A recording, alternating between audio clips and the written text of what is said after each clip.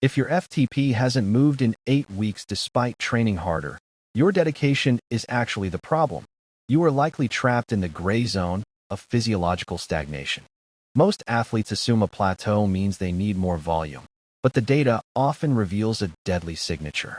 We define a true plateau as a 4-week period where chronic training load, CTL, rises by 5 points, yet 20-minute peak power output remains flat or declines. You are inputting more stress for zero physiological return. We recently analyzed a cyclist stuck at 250 watts for 6 months. His TSB, training stress balance, looked sustainable, but his intensity distribution revealed the hidden killer. He spent 90% of his training time in the moderate zone, between 76% and 90% of FTP.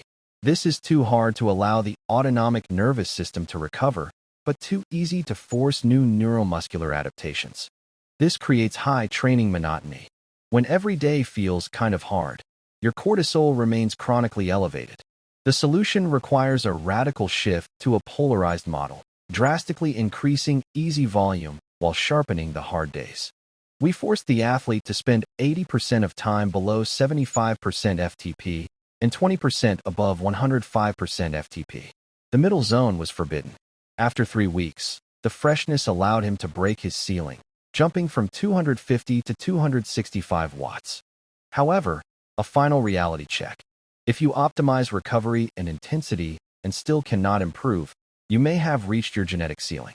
At this stage, a 1% performance gain might require a 20% increase in load, a trade-off you must calculate carefully. Stop training average to become exceptional.